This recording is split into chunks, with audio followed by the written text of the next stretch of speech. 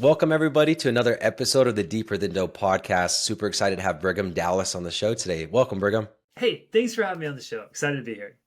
Yeah, so Brigham and I met a few years ago at a franchise conference, and then again over sushi That was last a great Sunday or sushi. whenever. We bonded. So, and now I owe you for that delicious sushi. Sushi. Wow, I can't talk. Brigham, can you start off just telling us who you are, a little bit about your background? Yeah, for sure. Brigham Dallas. I started Hello Sugar, which is a Brazilian hair removal company that does wax sugar and laser, in 2015. I knew nothing about the industry. I just liked the industry, and I expected to do a one-room salon. 5 years later, I'm teaching at a university, and I was teaching a class called "How to Start a Small Business for $3,000 or Less," and it was like my calling in life. I loved it. I had 10 locations. I franchised. And 3.5 years later, we're at 102 open locations. Wait, tell me about the business and the teaching the classes. Or were you saying that that related to the opening the 10 locations or separate? So I was running a business out of my out of Phoenix, Arizona, and it Uh, was like I had 10 locations total after 5 years. So I'd slowly grown from one location to 10 in uh-huh. 5 years. And to be honest, like even on the fifth year I took a $60,000 salary. So that was my first like paycheck for this company because everything I took, I just put right back in to keep growing. And it felt so good to take a paycheck. Like if, yeah, it was awesome. But the business was good. I mean, I was making great money on paper. I was rich on paper, but not like really like realizing those benefits because it all went to building more salons. Yeah. Yeah. Yeah, business owners are typically not raking in the capital. At least my experience has always been like I work as a salesperson and I make really good money. And then I work as a business owner and I pay myself enough to To get by. just to get by. And then everybody's like, "Oh, the company's going big and you must be." No, it's like, "No." Yeah. I'm still checking my bank accounts and transferring money here and there. I'm like, "Okay, where's this all going?" Yeah. Um, Net which is worth is not like real value in your bank account. Like your enterprise value is one day you get a transaction, it might be worth a lot of money. You can like sail off in the sunset, but you don't feel that. You still feel tight on money, like a lot. And and I just unless you're in it, nobody I don't think anybody's talking about that. So it's just like if you have a successful business, that's and it's funny, you said slow growth to 10 stores. You go ask anybody who's opened up one store of anything and to go from 1 to 10 in 5 years is amazing. So congrats on that. But I do know it's because you're comparing it to your growth on what you've done in the last 2 years. So what has your growth been in the last 2 years? oh geez, I don't know. Entrepreneur Magazine ranked us in the top 25 emerging brands. We're now in the top 500 on Entrepreneur's like big boy franchise list. We're at 102 open locations, and we're set to be about 110 opened locations total in the company at the end of this year. And that's like we started franchising in 2021. So in a 3 year time period, it's been massive, massive growth. It's been one of the funnest things to be a part of. Yeah, and tell me about the model. One thing that I really liked and what I try to accomplish with Dirty Dough is how do you spread more joy and fulfillment? That's what I was about. What's given me joy and fulfillment? Entrepreneurship. So how do you lower the barrier of entry to entrepreneurship? Well, what do you need to be an entrepreneur?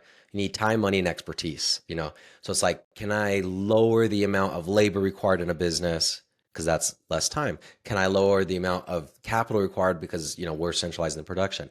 Anyways, and you get it down from like opening a crumble 6, 7, 800,000 to like 2 to 300,000. You're like, sweet. And then I look at your model and I'm like, holy crap, you've lowered it so much more and it's so much more accessible to the younger generation. So tell me about that model and why and how it came about. Yeah, so I mean, I didn't have any money in the beginning. So the idea of doing $100,000 plus build out, like that wasn't even on the radar for me. So I had a friend that was a plastic surgeon. I put a room in the back of his plastic surgery office, and he already had tables and like the cabinets and everything. So it literally cost me like $3,000. I had to train an esthetician and buy supplies, and that was it.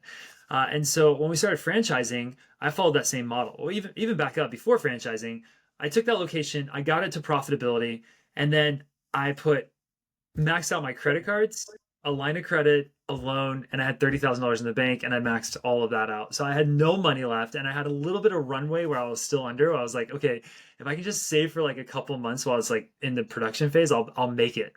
And I remember like that first location I opened as a flagship, a 4 room location. Like I remember just sitting out there at 10 a.m., 1 p.m., 11 p.m., just going to that location and being like, man, if this thing doesn't work, this is going to cripple me. And like realizing how scary that was for me, it was like a big part. So when we started franchising, I followed the same model. I knew that in these salon suites, I could do two-thirds the revenue of a flagship, just if I just And maximize explain them. explain how much it costs to open up a salon suite, how quickly you can do that, and I mean, what is it? Yeah. So a salon suite is a 10 by 10 room inside of a salon loft building. So think like WeWork for the salon space. There's these like these 10 by 10 buildings, salons by JC, Phoenix Salons, etc., where you can go put your salon inside of there. And the current cost on that is about 110,000. So now it's a $50,000 franchise fee. And then with all your run rate included, the startup capital plus like, to get to profitability, it's about 100K to 110K. It's 2 months to open, and just shortly thereafter, very few months to get to profitability on that. And what I'm doing with these things are they're kind of like incubators. In our FDD, you can go look at it. I'm not going to say the exact numbers right now because it's going to be different next year. Yeah. But in the FDD, you're making about 2 to 3 times as much on a flagship as you are a suite. But that suite, if it were not working for whatever reason, you can just move it. It would take like a day to move to a new location. Because you're not signing a 10-year lease with a personal guarantee, Yeah, you're you know? actually paying week to week. I mean, usually you sign like a 6 month to a year lease on this, but like you're paying week to week. So there's not like a huge like barrier. And So what I would, what is the cost for a suite if on yeah, average it's you about said that 300 you're bucks a week is what they've run out. I mean, and you just look at your risk is very tightly correlated to your fixed cost. So it's like, Yes. okay, very low contract. And even if I had to get out of this, I pay $300 a week till I can get out instead of paying $4,500 a month for 10 years. Because Yeah. that's the risk that I don't even know if I really realize. It's like, here's the startup cost. That's the risk, right? Yeah. There is 250 grand, but it's like there's another $250,000 in risk in signing that lease. If Yeah. the bigger the space. And Ben, I'm sure you've had this as well. Like when you go to get a loan, it's like, okay, the loan's paying for the build out. But then you go to sign the lease. And on that lease, the very last addendum says personal guarantee, because they're not going to do it without Yeah. a personal guarantee, which basically says even if this loan fails, even if you fail as a company, even if you have an LLC, you're still on the hook personally liable for all of that money to that space. And that's scary. That's really scary for a business owner. And so this suite model is a way to take all that like risk out. So like when I built my first location, I got a profitability, and I can calculate the numbers and crunch it and say, hey, if I'm doing this much revenue, I know I can at least pay rent on this bigger space, Yeah. right? And I can also look at like how much new client counts coming in. What is the maturity, like the revenue, the memberships that are being sold in this area. And I can look at all this data and really know if this is the right space or not before going to the big one. So these suites have turned into, because before we could open these suites like super cheap. These suites have turned into uh, not necessarily like the end result. Like I'm not trying to make 3 times less profit. I'm trying to know if a location is good before I spend the year plus my personal guarantee plus 300 to Yeah. $1,000 to build out a flagship. Yeah. And who are the people buying your franchises? Does it tend to be a younger generation because it's a lower barrier of entry? And they're like, this is something like, there's no way I'm going to submit my application to Jimmy John's because they're not even going to look at me, right? But this is something that I can afford, and they relate to it a little bit more, I guess. The first 2.5 years, yes. We've been getting a much more sophisticated buyer, sophisticated meaning more mature Yeah. buyer recently. And that's because, we've hit some really big numbers. Like the profitabilities are really solid on this, the amount of growth that we've had, and the technology that we've been able to put in this business to make it more of an executive model. What I can tell you about our group of people is they manage people really well. They have a good, softer personality because they're managing 23-year-old females, right? And they're usually working still. So this is an executive model where you're not You're not 100% coming to the business and working in the business and you have to be there to make the work. Like you can't be in the treatment room. And if your space is 10 by 10 square feet, you literally can't even be there anyway, right? So the amount of work that it takes to manage one of these is like 5 to 10 hours a week. And it goes up by maybe like 2 to 3 hours if you have two or three of these. Like, so, it's really one of these models where you can do your full-time job plus do this on the side, incubate these over the years. And then as those become bigger, then quit your job and then move into this full time. That's awesome. I mean, what a cool strategy. And I think, I guess, what are your thoughts on more sophisticated versus less sophisticated? And I'll give you a few. Like, one, if they're not as sophisticated or younger, it's like, man, are they going to be able to follow the model? They don't have the experience, but it's just cool that you're giving them the opportunity. You're like, nobody else is going to accept them. Yeah. Um, I shouldn't say nobody, but nobody's going to accept them and give them the pathway for success with so little risk. That's what I'm going to say. So do you plan on moving away from that because you want the more sophisticated and you don't want to kind of deal with the younger mom and pop crowd? I Or love the what are your model. thoughts? I mean, I taught at a university for 3 years, and it was the most amazing, most fun time of my life. Like I love the younger crowd. The younger crowd typically don't have the money to do multi-packs and turn them into flagships. And so the reason we need the more sophisticated group is they're great at opening suites, but the suite is not the goal. The goal is Yeah. flagships, but mitigating the risk through the suites. Like that's a typical nuance we got to see. So if I am bringing in somebody that's younger, I'm not going to do a 5 pack with them or a 3 pack with them. I'm going to do a 1 pack, prove yourself, and then eventually, if that thing turns into a flagship, I'm happy to do another location with you or third location. Yeah. Okay. Um, Again, and that's also helping them mitigate risk while you're not giving up a bunch of territory to somebody who's probably not going to have the funds to open them all. Yeah, I mean, I'm sure you're aware of this too, Bennett. I mean, like territory planning, it's an art as much as a science, right? Like if you It's have too many territories, it's great, you sell a bunch, but they never open, right? So we've been Yep. very careful to say like, hey, take a market like Chicago. Chicago's a 40 pack. We have three owners in Chicago, and as long as they stay on their development schedule, I'm not opening that up to anybody else. But I'm not also awarding them, a ton of territories at a time. Like prove yourself out, and then we'll award more and more Then we'll territories. expand from there. Yeah. And it's so good to develop that partnership. So love that model. You talked about going all in and knowing that crap, if this doesn't fail, I fail. Yeah. Is that, I guess, walk me through that. Was that the hardest time? I'm going to rephrase my question. In Hello Sugar's career and Yeah. existence, what has been the hardest time for you on the mental emotional side? Yeah, I mean, every level has hurdles, right? And I talk to people about this a lot. Your business doing $100,000 in revenue is much harder to run than a business at 1 million. And then for me at 10 million a year in revenue in Phoenix, Arizona, it's much easier to run than even 1 million or 100,000. And that's because you get sophisticated managers, you get, your decisions are they have more weight, but you're making far fewer of those decisions as time goes on. That first decision when we built a flagship was incredibly stressful, and every time you sign a personal guarantee, it feels like that. But the reality is, I had a suite that I knew was doing enough revenue to pay my rent. Mhm. And that kept going through my head. It's like, I already know this location is going to be fine. Unless it goes down, and why would it go down if I now have a storefront? Unless it goes down, I'm going to be just fine on this process. And Yep. so that wasn't that scary for me. Things that have been scary across the years is I got sued once, and no, not once, 3 times. And the first time I got sued, I didn't have insurance for that service, and it was the scariest thing. I was like, this is going You to take didn't me have out. insurance, you said? We tried microblading, which is like, tattoos of the eyes. Okay. We are going Yep. to add that in. And I didn't know anything about, I was like second year in, and I'm like, I don't even know what this is. I just thought it was a beauty. I got insurance, Yeah. personal professional insurance, general liability, right? General.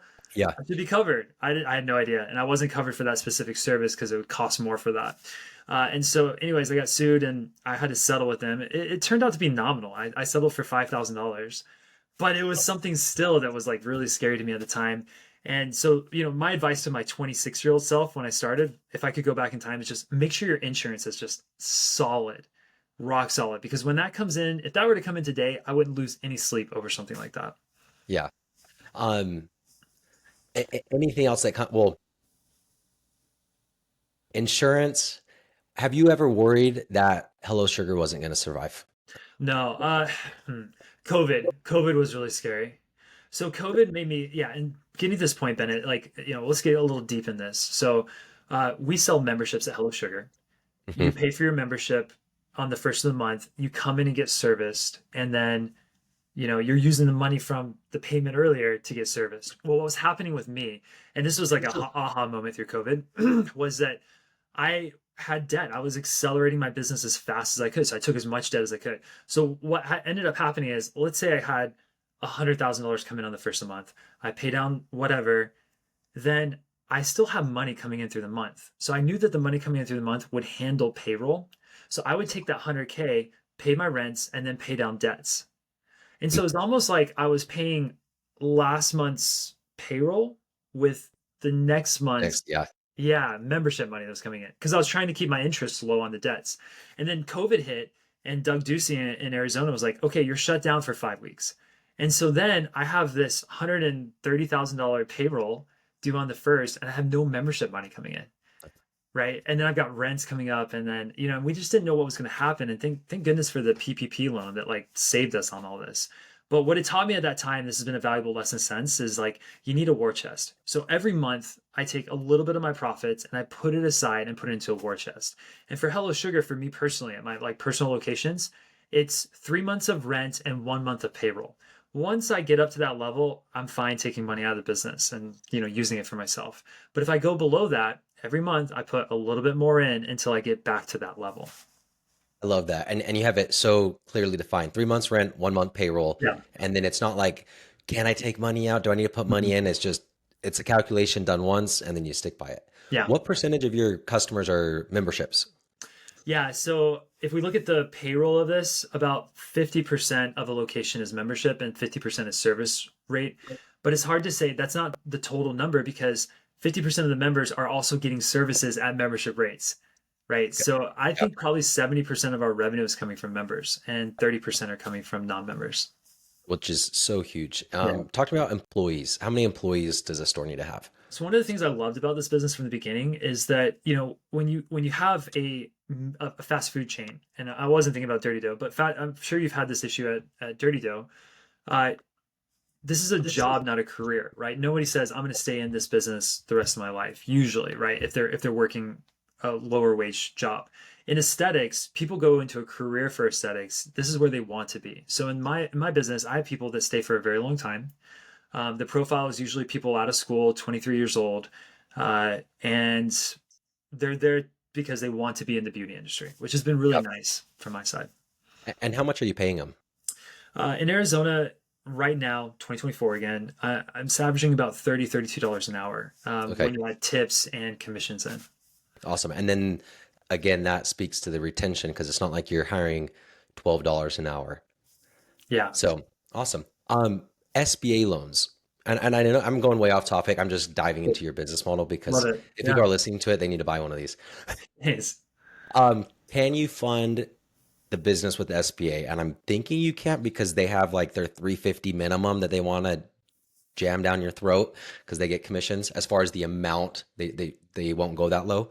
Um, This anyways, how are people funding it? Just cash or their funding options? Yeah, it's really interesting. If you do a flagship out the gate, you have no problem getting an SBA loan, right? Because it hits that Okay. 250 is the minimum, like really where it's at for us. For that 100K startup, we have like another finance partner. It's about a 12% rate right now for financing that. And then once you get your suite up and running, once you show profitability, we have a partner. Doesn't work for every state, but we have a partner that like will loan to that location to help them convert to a flagship. And I had to work with them and say like, why are you loaning on a brand new business that makes no sense at all? And you won't loan on something that has like profitability that's not 2 years in, right? Like you got to be smart about these things. Yeah. Well, that's awesome that you went and found that solution because a lot of franchisors don't. It's just like, It's come hard to to us with find. the money whenever you figure it out, right? Yeah. But to go get a 12%, I mean, an SBA is at 10 and a half right now. Yeah. So to have a 12% Yeah. interest rate on something that's probably going to close way quicker than an SBA as Yeah. well. 1 to 2 days. That's awesome that you guys went and Yeah. found that option for the franchisees. So Thanks. shifting gears, maybe I'll ask some of the questions I on the podcast. I want to go to something you're proud of, Yeah. a moment, big accomplishment that comes to mind. Yeah, so the first year of the franchise, I had no idea what franchising was. I wasn't a sophisticated owner. I was teaching at a university, so my first few franchisees were my students. Uh, and it's been so cool to see them drop the jobs that they're doing and go full time into this. And I'm so proud of the team that we have now. So I have 9 people on my corporate team for the franchisor, and 7 of the 9 are franchise owners, and they have their own businesses on the side. And so they bleed Hello Sugar, Um, and it's been really fun to see. Like, I know that these people have made it to financial success, where like this is their full time thing, Changing their lives forever, like generational, forever. generational And wealth. then as long as they're not dumb, it's generational wealth because Yeah. yeah, why if you make a few million over the next 30 years on some of these, yeah, pass it down. Yeah, and that's been like the proudest thing for me. It's like I got into this knowing that like I could change people's lives, and it's been so energizing on my Yeah. side. Has that being able to like fall back on that for me has been a lifesaver, but I also have gone through I thought Dirty Dough was going to fail all the time because I never knew how I was going to get money for the next payroll. So it was pretty weighing. Um, I don't even know where I was going with that. Oh, it was pretty weighing, but what saved me from not just throwing in the towel was like, okay, well, what am I doing? I am helping people get into business that otherwise wouldn't be in business. I am spreading, providing all of these other jobs, and you have to kind of fall back on those bigger purposes. Are there any other bigger purposes other than empowering, if I'm putting words in your mouth, empowering employees and students to be financially free? Any other purposes that stand out to you? I think that's the big one for me. That's the driving factor. That's the one that I think about the most. So if I said something else, I'd be just making something up. I will say this though: that first year, we didn't know what we were doing, and we had a lot of sleepless nights. So when my first franchisee started, I said, "Look, you go start a location, I'll go start a location." So I opened in Nashville. Hmm. At the same time, I knew how to run Arizona, but like different markets are different. So I was like, "I'll do it at the same time as you." And I worked Were in you their living businesses. in, were you working in Phoenix, living in Phoenix while you opened Yeah. your Nashville location? Okay. Yeah, so I'd fly out every month and I would just go Yeah. open and work my location remote. And honestly, like I was working in the franchisees businesses as well as mine in Nashville, and all 3 of us were failing. We were not profitable for 6 months. We didn't know what we were doing, right? So like it's much faster now, but like back Yeah. then, like no systems were in place to get us like profitable, and it was so stressful that like these are the people I love and care about. These are my closest friends, and to see them like not succeeding off the gate was like so hard for me. Yeah. Um, that is super hard. And then you just get yourself into a corner and then you're like, I gotta figure this out. When there's this many people relying on me, at least that's how I felt. I'm just like, I'm Yeah, gonna figure it out because maybe if it was just me, I would be like, screw it, yeah, I'm giving up. But I have all these but other people, like I will figure it out for them. yes, And that is very satisfying when you yeah. actually come to that. Um, what are some goals that you have and a little background? I think we talked a little bit about this on sushi. Material goals versus emotional goals. And the material goals, at least my belief, is to achieve that emotional state. Um, Talk to me about that. Like, do you have any of those goals? Are you doing anything proactively to like stay on top of your mindset, mental health, and any suggestions you have to listeners for that? Yeah, I'm gonna answer that question. I just want to go back to one quick thought on the last topic we were talking about, like with how new and inexperienced franchises are. Yeah. Look, if you're getting into a franchise out there and you want to get into like a 1 to 2 year nascent beginning franchise, just know what you're getting into. You're gonna get better territories because it's brand new, but you're also gonna deal with a lot of the pains that get solved by having 50 to 100 open locations and being open for 3 years or more. So just know that the risk is much higher if you're getting into a newer franchise. I just want to, Yeah. throw that out. A little I nugget. mean, 1,000%. You're looking at the track record um, of that store. So yeah, Yeah. you get the territories, but you definitely increase that risk by quite a bit. Yeah. But to answer your question about the financial motivation, I mean, I started looking at this like once I got to about 10 locations and I'd add a little bit of profit to my like, bank account every month. It didn't change the needle that much for me. And it still hasn't. So, the financial motivation is much less than like the other stuff. I believe in life you should have silos of happiness. So like a silo for me is my business. A Mm. silo is my relationship with my friends and family. A silo is spiritual, and a silo is competitive, so sports. And for me, I try not to weight any of those silos more than others. So like if something happens on the business side, I go score a goal in soccer and I feel really good. Or, I take my wife and we go on a vacation, and, it's just good to connect, and that brings Yeah, happiness. And I think having balanced silos is for me like been the key to having a very emotionally stable lifestyle. like that. And I've never really considered. Anyways, that's super cool. What do you feel like of your silos you struggle with the most? I I think work-life balance. So I've been trying, I want to do good in all these things. And, like I'll work till late. I'll have a quick dinner with my wife and go out with the puppy. And then I'm going to go play soccer, or I'm going to go play pickleball at night. And I'm Oh, just spending a lot of time on non-family related things. And I want to put more time into the family side of things. So I work really like a lot of hours. I do it because I like it. I don't need to, but I'm just like addicted to it. I just like I get so much energy from doing this kind of stuff that that's like where I want to spend my time. And so balancing and putting less of that into there and more into the family time is something I need to prioritize more. I think most of us fit into that category. Yeah. But yeah, you do get you always get caught up in like, are you slaving away working 100 hours because you're just trying to survive? Or it's like you just can't stop because you have so many freaking creative ideas, With and you're DNA, just yeah. like, ooh, I'm excited. Ooh, I'm excited about that. Because I'm getting back into that mode where I just haven't had it. And now I'm just like, ooh, actually like working a lot. And Yeah. I'm trying to scale it back. I, So, oh, go ahead. yeah, I was gonna say like I think when you look at CEOs, the CEOs that like are excited and they're like they want to be there are the ones that are growing. Like running like Starbucks right now. Starbucks had a decline in same store sales. I mean, they're just a big business, so like it's hard to develop a new mocha frappuccino that is going to Yeah. like bring more clients in the same store, right? And with people getting on Ozempic and sugar highs, like it's just not the thing that people want as much anymore. And so like they're just going to see a decline. I would hate to be that CEO, right? Like that CEO Yeah. that's not seeing massive growth, not seeing the expansion. It's not as fun. But when you're like in that growth mode and you're building your business and you're seeing your revenues grow up every month, same store sales are going up, and you're building your team, it's so energizing.